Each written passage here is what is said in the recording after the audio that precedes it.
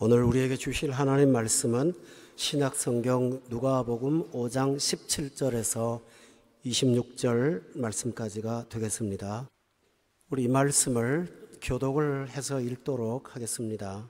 하루는 가르치실 때에 갈릴리의 각 마을과 유대와 예루살렘에서 온 바리새인과 율법 교사들이 앉았는데 병을 고치는 주의 능력이 예수와 함께 하더라.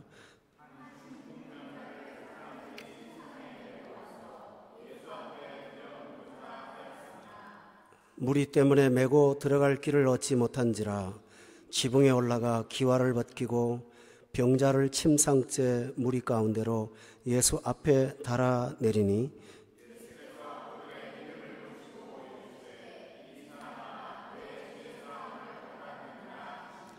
서기관과 바리새인들이 생각하여 이르되 이 신성 모독하는 자가 누구냐? 오직 하나님 외에 누가 능히 죄를 사하겠느냐?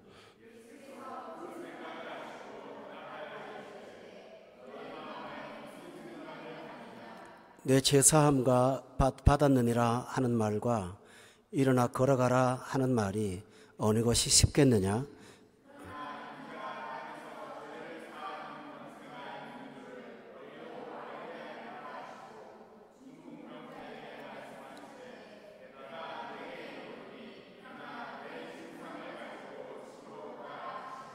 그 사람이 그들 앞에서 곧 일어나 그 누웠던 것을 가지고 하나님께 영광을 돌리며 자기 집으로 돌아가니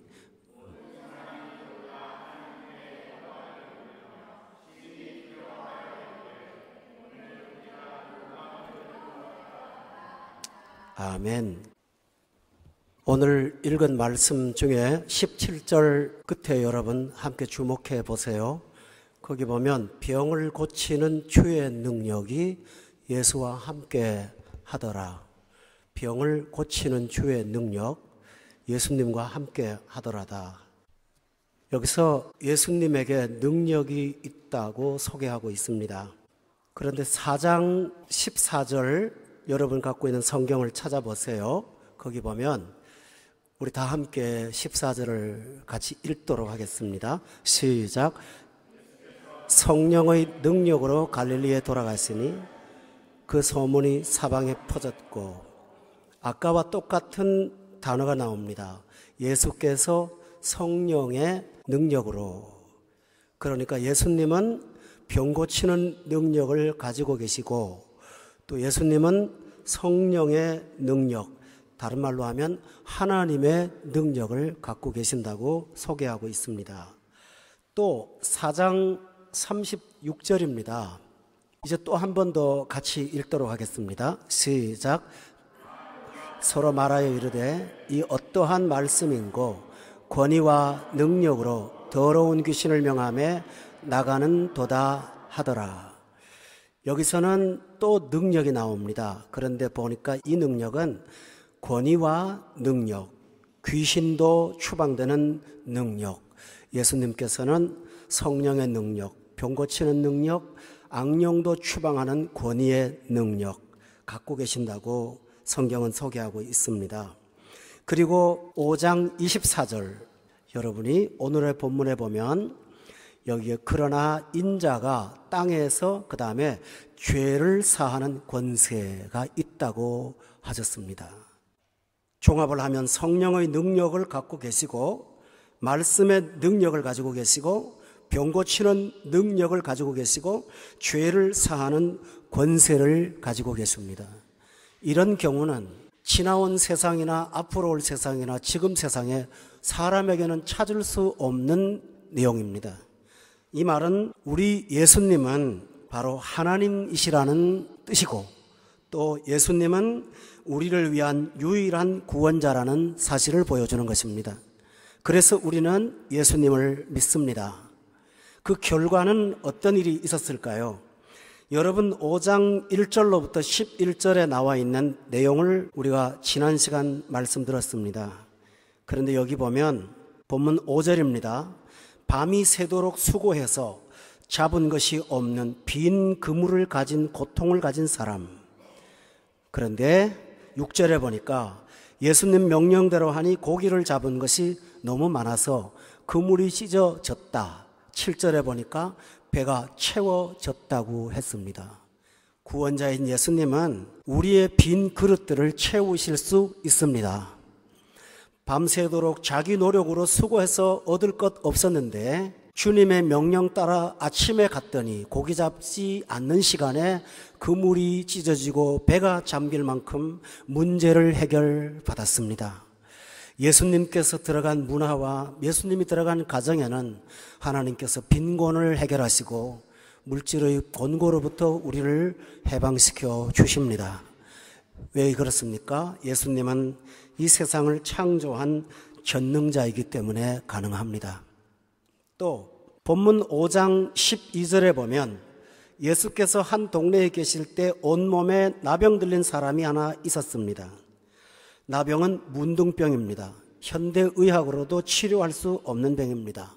그리고 같이 살 수 없어서 격리 수용되는 병입니다. 나병의 문제는 피부가 문드러지는 것입니다. 나병의 치유는 깨끗하게 되어야 되는 것입니다. 그런데 본문 13절에 보니까 나병이 곧 떠났다고 되어 있습니다. 병도 왔다가 떠나기도 한다는 의인법을 쓰고 있습니다. 예수님의 명령은 내 몸에 붙었던 박테리아나 질병이 떠나가는 능력이 있습니다. 질병을 치료하는 경우는 있지만 떠나가게 하는 능력을 갖고 있는 의사는 세상에 없습니다. 있는 것을 약화시키거나 있는 질병을 죽이기는 하지만 그것들이 손과 발이 달린 것처럼 추방을 당하는 것은 예수님밖에는 없습니다. 의사는 병을 치료하지 병을 떠나가게 하지는 못합니다. 그러나 주님은 떠나가게 하실 수 있습니다. 왜 그럴까요? 그분이 구원자이시기 때문에 가능합니다.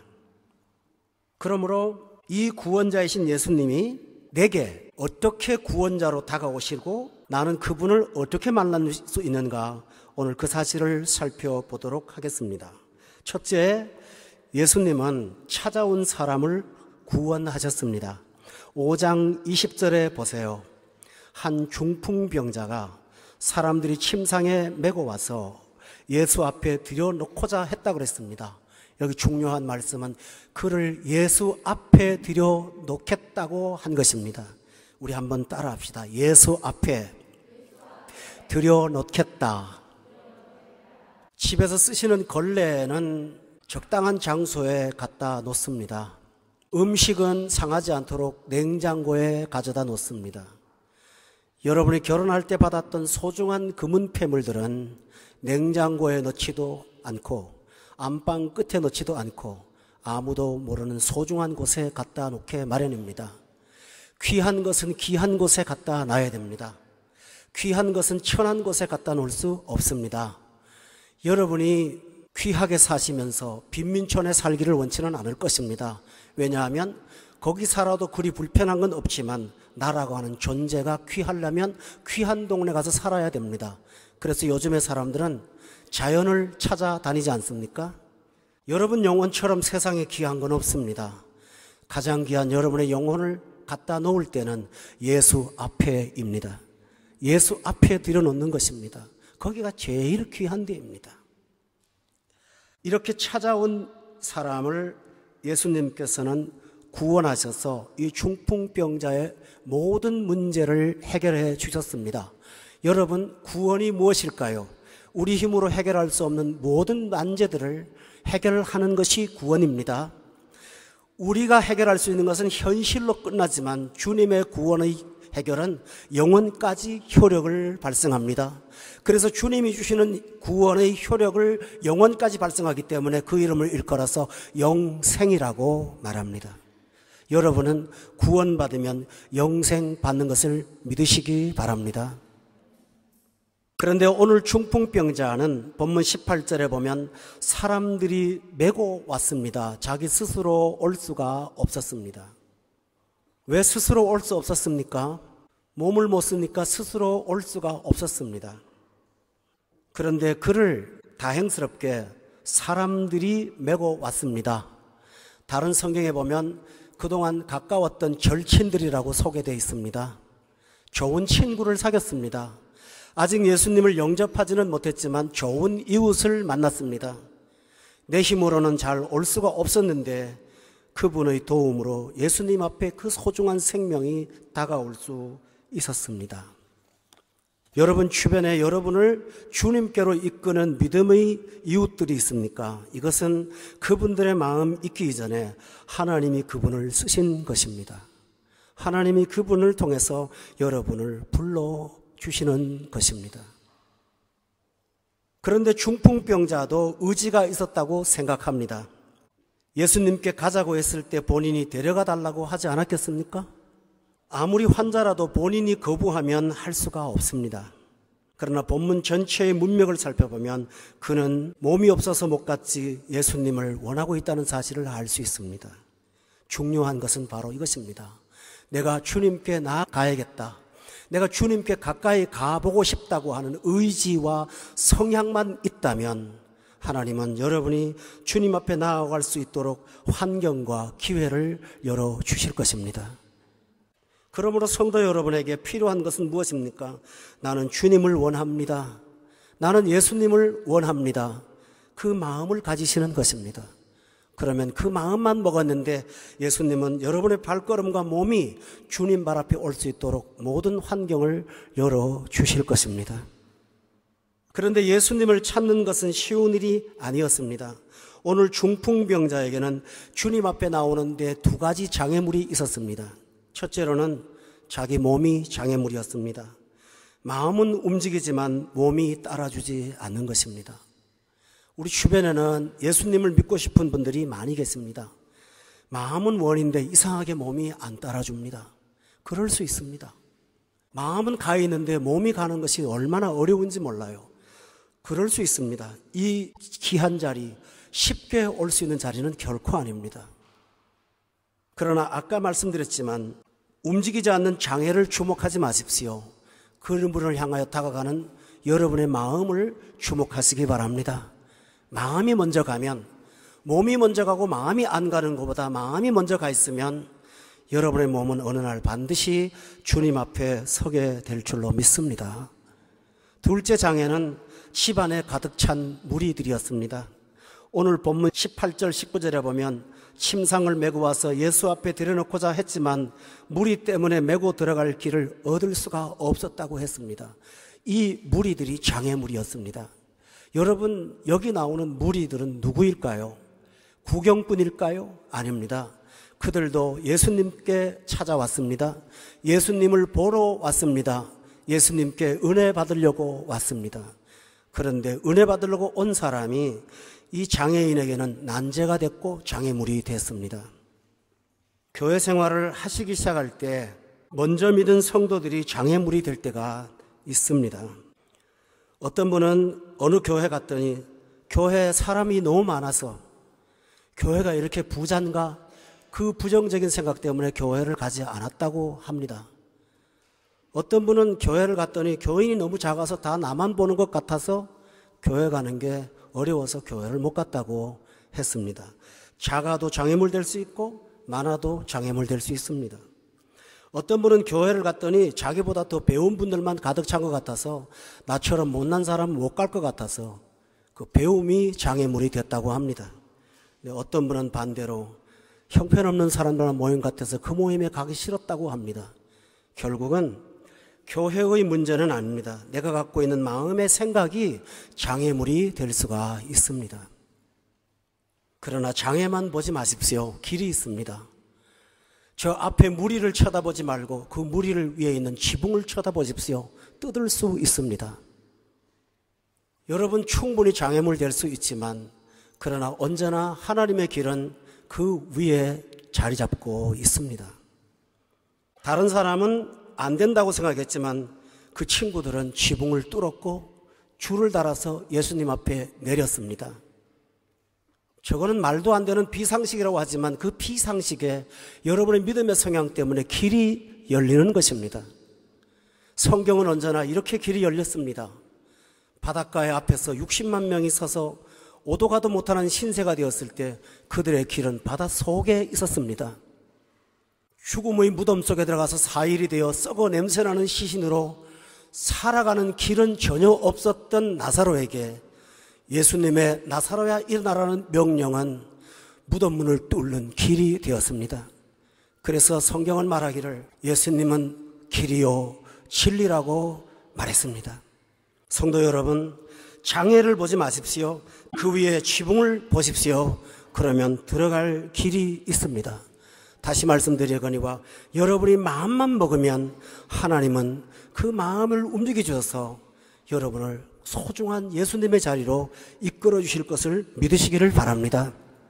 그런데 우리는 지난 시간 말씀을 들으면서 오늘 한 가지 의문을 갖게 됩니다.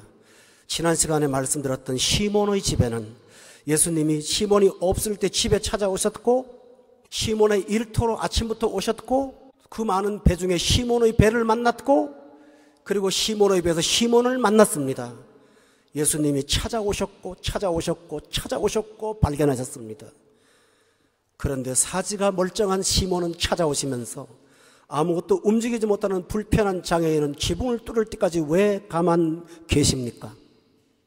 두 가지 이유입니다. 첫째로는 하나님께서 사람을 이끄시는 방법은 획일적이지 않습니다.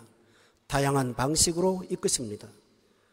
제가 잘 알지는 못하지만 너무나 유명한 목사님, 이동원 목사님이라는 분 계십니다. 이 어른이 예수님 믿게 된 동기를 이렇게 말씀하셨습니다. 불교를 믿었는데 불교의 학생회장이셨대요. 그런데 어느 날 부처님 앞에서 묵상하다가 너무나 아름다운 따뜻한 미소를 가지신 부처님의 그 미소를 보면서 지금 내가 죽을 것 같은 내 마음의 고통을 저 미소가 수용할 수가 있을까? 그러면서 불현듯 예수께로 가자. 이동원 목사님은 부처님이 예수님을 전도했다고 합니다. 이럴 수가 있습니다. 그러므로 성도 여러분, 하나님은 여러분의 개개인의 영혼을 개별적으로 다루십니다. 그래서 획일적으로 다루지 않기 때문에 다시 말하면 하나님은 나와 하나님과의 관계를 1대1로 만드십니다. 나를 전도하시는 분을 통해서가 하나님이 아닙니다. 그분을 통해서 하나님이 그리고 여러분과 1대1로 만나기를 원하십니다. 이 강단에 서 있는 목사는 중매쟁입니다. 제가 옷을 어떻게 입고 나오든 말을 어떻게 하든 저의 목적은 여러분을 예수님과 연결시켜 주는 것이지, 그리고 중매쟁이는 예수님과 데이트할 때는 빠져야 되는 것입니다. 근데 결혼하시고도 중매쟁이만 쳐다보면 안 됩니다. 그거 보면 문제가 생깁니다. 예수를 보십시오. 아멘. 예수님께서 찾아가지 않고 그렇게 그가 어렵게 주님 앞에 나올 때까지 참아 기다리시는 거, 어쩌면 찾아가는 것보다 더 힘든 일입니다. 지붕 뚫는데 가만히 있어, 내가 나갈게, 얼마나 간편하십니까? 온 먼지를 다 뒤집어 쓰시면서 그 자리에 앉아 내려오기까지 기다리시는 주님의 인내를 생각해 보십시오. 그 인내 때문에 오늘 여러분이 올 수가 있게 되었습니다. 그 인내가 아니라면 우리는 벌써 하나님과 관계없는 사람들이었을 것입니다. 그런데 가장 중요한, 예수님께서 그가 찾아오는 것을, 그 어려운 장애를 걸어오는 것을 기다린 데는 중요한 이유가 있습니다. 본문 20절에 보면 주님이 보고 싶은 것이 하나 있었습니다. 그것이 뭐냐 하면 그들의 믿음을 보고 싶었습니다. 여러분이 찾아오느라고 마음의 갈등을 이기고 집에서 어쩌다가 교회 생활 하지 않다가 또 가야지 하는 그 마음의 이 고통스러운 순간들을 주님은 그 과정을 시험 들었어라고 보지 않고 그들의 믿음이라고 보신 것입니다. 그게 바로 믿음이에요. 공부를 많이 해서 신앙을 아름답게 고백하는 말을 듣고 지적 고백에 동의하신 예수님이 너 정말 잘 배웠구나라고 말씀하지 않고, 주님 앞을 떠나지 못하고 쉽게 나가지 못하는 연약한 내 믿음을 갖고도 끈을 놓지 않았던 그 모습을 주님은 그들의 믿음이라고 말하는 것입니다. 주님은 그 믿음을 보기 원하신 것입니다. 여러분은 그 믿음에 합격한 사람들입니다. 그게 바로 소중한 일입니다. 여러분, 이 사람의 행동은 예수님을 감동시키셨습니다. 저같이 어릴 때부터 모태로부터 신앙생활 한 사람들은 예수님을 믿는데 큰 장애나 갈등이 많이 없습니다. 그래서 한 가지 양해를 구할 게 있습니다. 성인이 돼서 예수 믿는 여러분의 고통을 제가 다는 몰라요.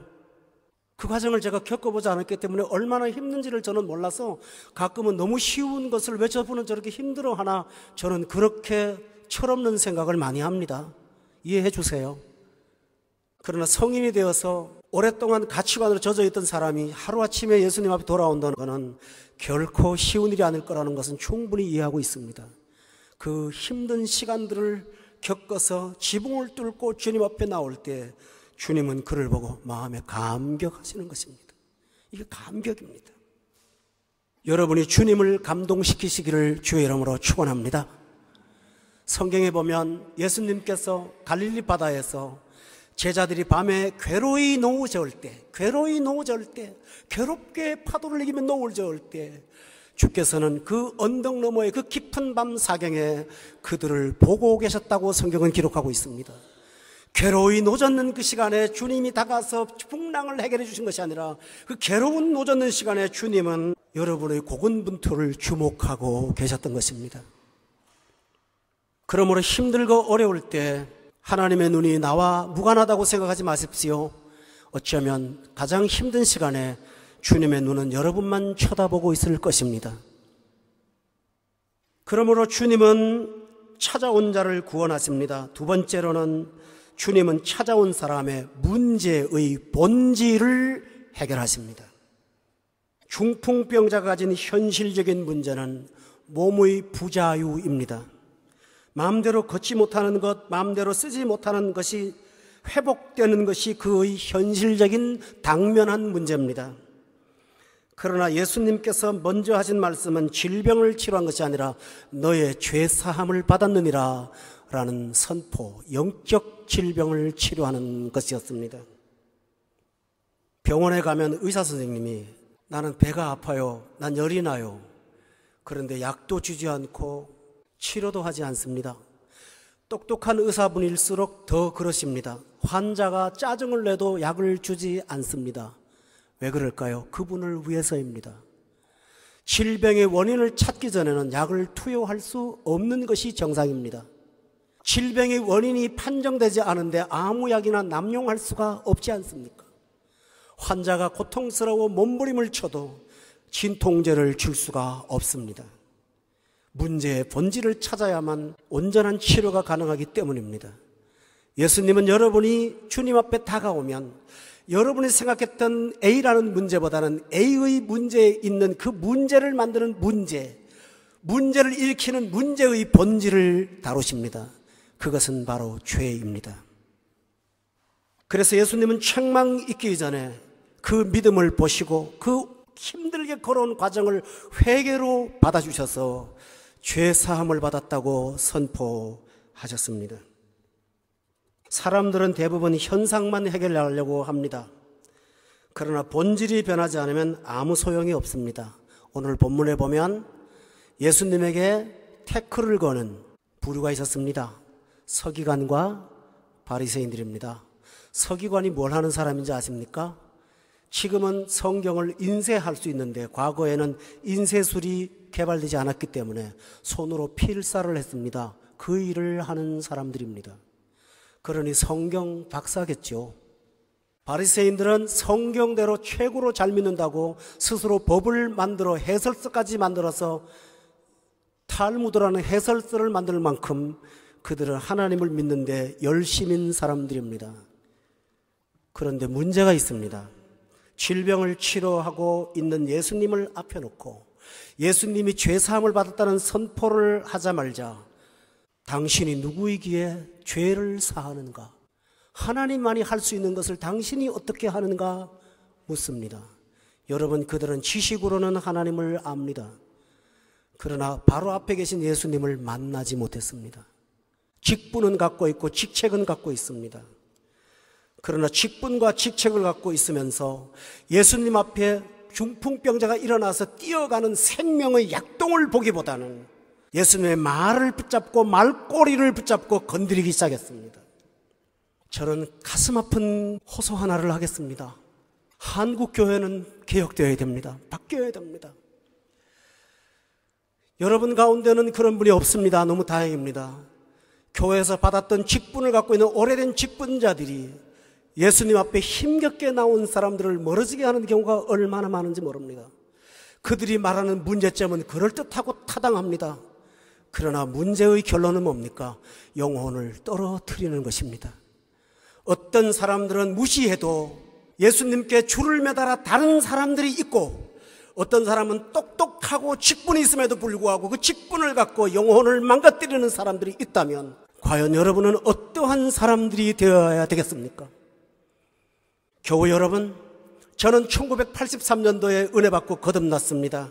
그때 제가 들은 말이 있었습니다. 여러분, 이 집회에 오신 여러분은 계급장을 떼세요. 그래야 은혜를 받을 수 있습니다. 거기는 목사님도 계셨고 전도사님도 계셨고 장로님도 계셨고 권사님도 계셨습니다. 그들은 계급장을 떼어야만 했습니다. 오늘날 이 계급장이 사라지고 하나님 앞에 1대1로 다가서는 진정한 신자들이 되셨을 때 얼마나 많은 영혼들을 구원할 수가 있겠습니까? 문제의 본질을 해결할 때는 여러분이 갈등이 생길 수가 있습니다. 중풍병은 부끄러운 일이 아닙니다. 윤리적인 문제는 아니거든요. 신체의 문제지 윤리의 문제는 아니잖아요. 신체의 문제가 아픈 사람은 부끄럽지는 않습니다. 그러나 내면의 죄 문제는 신체의 문제가 아니라 윤리와 도덕의 문제입니다. 이 문제는 드러내고 싶지 않습니다. 예수님 앞에 질병을 갖고 나왔을 때는 부끄러울 게 하나도 없었습니다. 그러나 감추어진 내 죄 문제를 드러낼 때 그는 부끄러웠을 것이고 갈등이 생겼을 것입니다. 어쩌다가 신앙생활 좀 하겠다고 왔는데 저 목사는 늘 죄죄를 달고 사냐? 어떻게 만날 죄인이라고 그러느냐? 왜 성경 공부 시간마다 내 마음을 헤집느냐? 그 갈등에 몸부림치면서 주를 떠나가는 사람들도 간혹 있습니다. 그러나 본질이 죄라면 드러내야 합니다. 여러분이 주님 앞에 치유받을 때 이 과정은 반드시 거치게 될 것입니다. 이 과정에서 멈추지 마십시오. 중풍병자는 화를 내면서 집에 돌아가지 않았습니다. 주님의 말을 수용했습니다. 성도 여러분, 멀어지지 마십시오. 주님이 치료하는 단계의 그 본질 앞에서 여러분은 주님을 만나시기를 주의 이름으로 축원합니다. 우물가에 마음의 허전함을 달래기 위해서 물을 뜨러왔던 여성에게 주님은 문제의 본질이 그의 허전함이 있지 않다고 생각했습니다. 그녀의 문제는 부도덕한 문제였습니다. 너의 남편 문제였습니다. 왜 물가에서 물 얘기하다가 남편 문제로 다가갈까요? 예수님은 허무한 것이 중요한 게 아니라 허물을 만들어내서 우물가에 가야 될 만큼 그 피곤한 영혼을 만드는 그의 본질의 문제, 죄를 다루지 않을 수가 없었던 것입니다. 그녀가 그것을 고백하고 난 다음에야 진정한 치료를 받을 수가 있었습니다. 다른 성경에 보면 오늘의 똑같은 본문을 놓고 중풍병자를 예수님이 길 가다가 만났습니다. 아실 거예요, 요한복음에. 그때 예수님이 그 사람에게 당부하기를 또 만나서, 예수님이 애프터 서비스를 한 경우가 몇 번 있는데 2번입니다. 2번째입니다. 뭐라고 한지 아십니까? 더 심한 것이 생기지 않도록 다시는 죄를 범하지 말아라. 이 사람의 중풍병은 죄의 문제였습니다. 오늘 중풍병자만 죄의 문제일까요? 내가 마음먹은 대로 내 몸이 움직이지 않고 착한 일을 하고 싶은데 안 돼요. 가고 싶은데 안 돼요.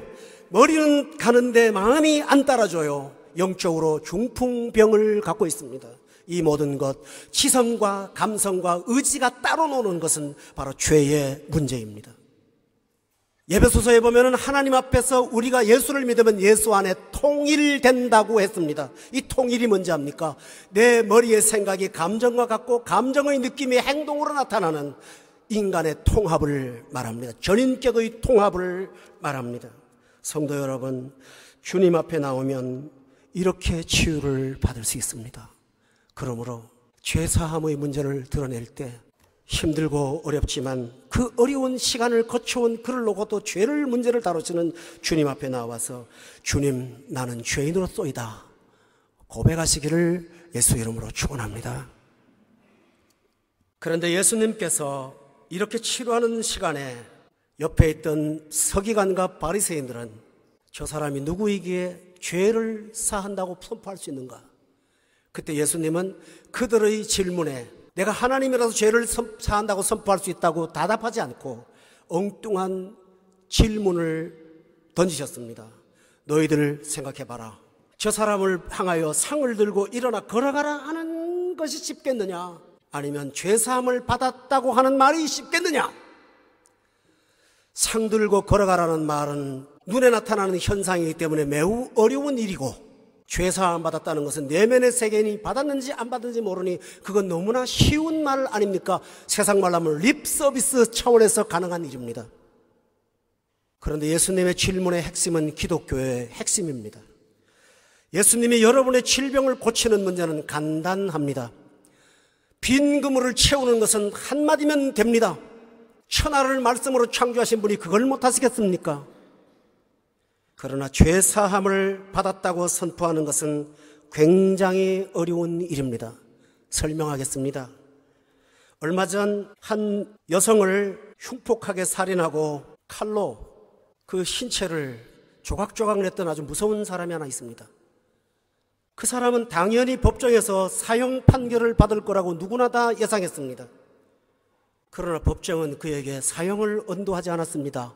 무기징역을 언도했습니다. 가장 분노한 사람들이 첫째, 가족들입니다. 그들의 머릿속에는 내 딸을 죽였으니 너도 응분의 대가를 받아야 돼. 죄는 보상의 원칙을 갖고 접근할 수밖에 없습니다. 수많은 댓글 속에 저는 읽어봤습니다. 그 검사가 누구냐? 약 먹었냐? 그 검사가 누구냐? 사입이냐? 당신 이거 하려고 검사했냐? 그 밑에 댓글에는 가해자는 인권이 있고 피해자는 인권이 없단 말이냐? 모든 사람이 이구동성으로 저 사람은 죄의 대가를 받아야 된다고 말을 했습니다. 그 판사를 제가 잘했다 못했다 말하는 거 결코 아닙니다. 그의 마음이 어떤지는 제가 잘 모르겠습니다만 어떤 판사가 쓴 신앙인의 글을 읽어봤습니다. 재판을 할 때 사형을 언도할 때는 살이 부들부들 떨린대요. 그 앞에 서보지 않으면 모른대요. 아무리 억장이 무너지는 죄인이라도 내가 판결 하나로 저 사람을 죽일 수 있다는 그 무거운 부담감이 사형 언도를 하기가 너무너무 어렵다고 했습니다. 양심 있는 사람들의 고백입니다. 저는 여기서 말합니다. 죄사한다고 하는 말은 죄사함을 선포한 그 사람이 욕을 먹을 각오를 해야 되고 그 대가를 그 사람이 대신 져야 되는 것입니다. 맞습니까? 그렇다면 여러분의 죄사함을 했다고 선포하신 것은 예수님은 립서비스의 차원이 아니라 그 선포를 끌어안고 십자가에 올라가셔서 여러분이 죽을 문제를 당신이 대신 지셨으므로 죄사함은 어려운 것입니다. 하나님이 죽으셔야 되는 것입니다. 이게 기독교의 본질입니다. 나 때문에 예수님이 죽으셨다는 이 기독교의 핵심 진리를 깨달을 때야말로 여러분이 진짜 예수님을 만나신 것입니다. 주님은 어려운 일을 하셨습니다. 그리고 이렇게 말씀하십니다. 수고하고 무거운 짐진 자들아 다 내게로 오라. 내가 너희를 쉬게 하리라. 그 짐은 나를 달라고 그렇게 말씀하셨습니다. 사랑하는 교우 여러분, 여러분이 죄사함이라는 말을 들을 때 부담스러우십니까? 그러나 여러분은 부담으로 끝나지만 예수님은 죽으셨습니다. 여러분은 갈등으로 끝났지만 예수님은 못에 박혔습니다. 여러분은 마음이 따가웠지만 예수님은 쬐칙으로 맞았습니다. 여러분은 사람들의 속소리를 들었지만 예수님은 거친 모욕과 조롱과 침뱉음을 당하셨습니다. 그러므로 죄사함은 어려운 것입니다. 여러분 때문에 주님은 어려운 일을 걸어가셨습니다. 여러분 이 사실을 믿으시고 예수님을 믿기를 주의 이름으로 축원합니다. 이것이 구원입니다. 구원받으면 어떻게 될까요? 구원 이후는 어떻게 될까요? 주님은 구원받은 사람은 전혀 새로운 삶을 그 즉시 살게 하십니다. 중풍병자는 친구들의 도움으로 주님께 찾아왔습니다. 자기 힘으로 못 왔습니다. 지붕을 뚫어내릴 때 불편했던 사람들도 있고 그 때문에 시간을 지체한 사람도 있습니다. 모두가 다 그를 위해서 자신을 조금 내어줬습니다. 예수를 믿고 나면 처음에는 모릅니다만 시간이 지나면 내가 인생에 빚을 졌다는 사실을 깨닫게 됩니다. 나 때문에 밤을 새면서 울었던 어떤 분의 눈물, 나를 주님 앞에 모아놓고 데려다 놓고 하나님 앞에 온전한 신앙생활 하기까지 나 때문에 노심초사했던 그분의 간절한 마음, 그리고 어디선가 여러분을 위해서 합심기도했던 아름다운 성도들의 소리들, 아니요, 그보다도 여러분이 예수를 믿기 위해서 한국에 기독교를 뿌리 내리기 위해서 순교로 죽어갔던 수많은 순교자들, 이 순교자들은 바로 여러분이 예수를 믿게 만든 귀한 사람들인데 우리는 빚을 진 것입니다. 은혜를 알고 나면 빚졌다는 사실을 알게 됩니다. 은혜를 알고 나면 보상을 바라는 것이 아니라 세워주시는 것만 해도 감사합니다. 정당한 것들이 돌아오지 않아도 감격할 수가 있습니다. 왜 그럴까요? 내 빚은 평생 갚을 수가 없기 때문입니다. 갚을 수 없는 빚을 내가 졌기 때문입니다. 여러분은 알버트 슈바이처를 기억할 겁니다. 세계의 학위가 보장된 미래를 포기했습니다. 의학 박사와 법학 박사와 신학 박사의 새 학위를 포기하고 아프리카의 람브레네로 떠날 때 기자들이 물었습니다. 무엇 때문에 이런 결단을 내렸습니까? 슈바이처가 조용하게 대답했어요. 빚을 갚기 위해서입니다. 저는 내 인생이 온통 빚으로 이루어졌다는 사실을 철이 들어서야 깨달았습니다. 오늘의 제가 있기까지 온통 빚만 지고 살았습니다. 그러니 이제 빚을 갚는 삶을 살고 싶습니다. 중풍병자는 빚을 졌던 사람입니다.